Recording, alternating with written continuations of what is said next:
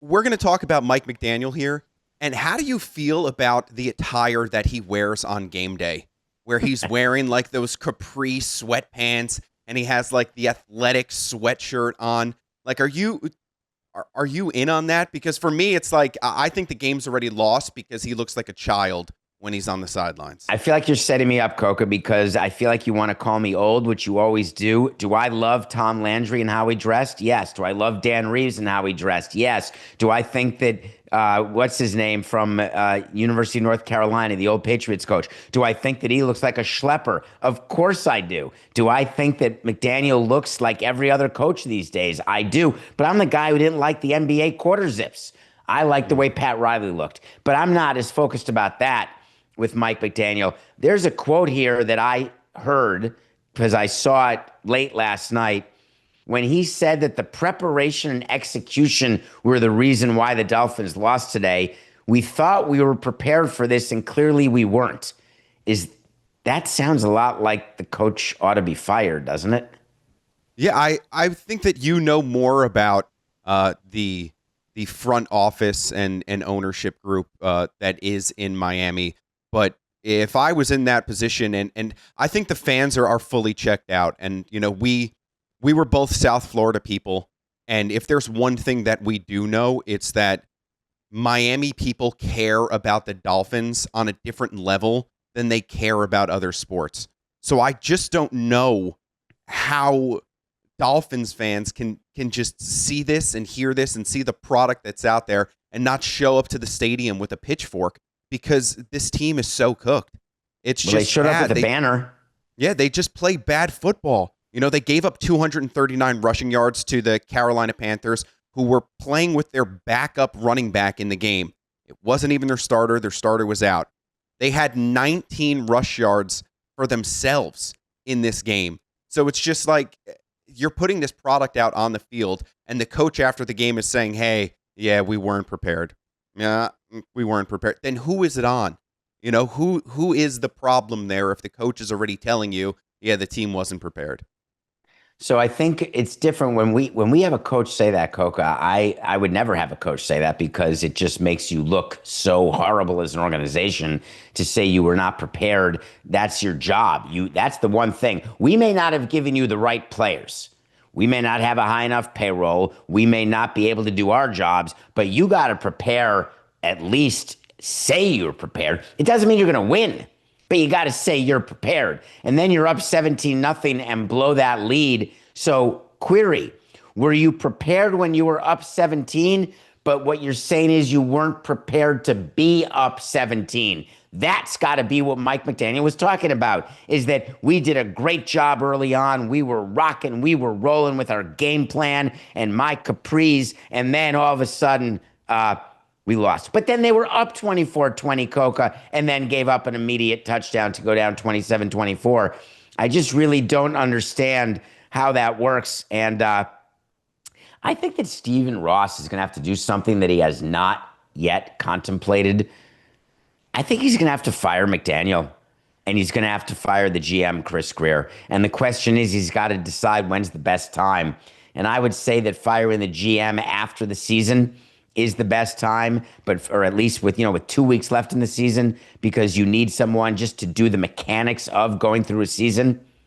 I think you got to fire McDaniel now because he was someone who had this. He reminds me of, I just thought of it, Coca. Mike McDaniel reminds me of the young Rick Pitino.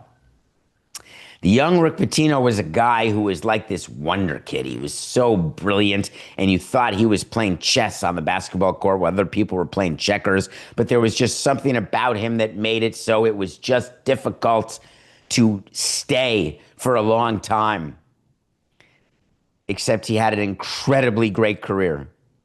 Do you think that Mike McDaniel has a chance to be that? Or is Mike McDaniel the one who's the wonder kid who then just cannot function in a world of a clubhouse? He cannot relate to players. He's too weird, too nerdy, too sort of inside his own self, inside his own dig me self? Or do you say to yourself, hey, job 2 is going to be the one where he'll shine. Job 3 is going to be the one where he'll shine.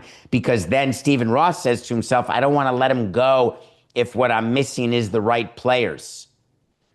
So the owner with the Dolphins has this decision to make. Is it the players? Is it the coaching? Is it the preparation? My guy just said it was the preparation. Is it the players who are executing the preparation, which is good enough? But when your run defense has been bad for 4 weeks and then you give up 239 rushing yards, you can't say to yourself, wow, that was poor execution. You've got a bad rushing defense, and that's how it's going to be. This is the time of year in football. We are now about 50 games into a baseball season. We are in the middle of May. That's the equivalent. Remember my math. It's not exact anymore because there's 17 games. But generally, 1 game in football is 16 or 17 games in baseball. That's generally the math. So after 5 games, generally you could just say, if you want, that's around 5 times 10, about 50 games. Did I say it right? It's 10 to 1 because that's what the math is. 50 games in baseball. Let's just pretend there's roughly 30 games a month, but it's not that many, but just roughly say that. You're now 50 games into a season. You're in the middle of May. That's when managers start getting fired. That's when you start looking at trades. That's when you say it's not early. We're like in the middle to late of early, about to be in the middle. That's where the NFL season is already. The Dolphins are done. Well, there was also something else that happened in that game, and it's the Dolphins got the ball back with a chance to win it or at least tie it, and they went incompletion to a sack. They punt the ball off, and then it's 3rd and 5. 3rd and 5. The Panthers need 1 first down to just ice the game. You're telling your defense, do not commit a penalty. And what does the defense do? Jack Jones picks up a pass interference. Panthers get an automatic first down, kneel out the clock, end of the game. Well, hold on, though. I didn't see the play, Coco. Did you see the play? Because my question is this. It was pass interference. But did he do the pass interference? Because if he didn't, then there was going to be an automatic reception first down, game over anyway. No. Because think about that. If you know you're about to give up a completion for a first down that will lead to the kneel down formation, then you might as well commit the interference and hope that the referees were looking at hot people in the stands.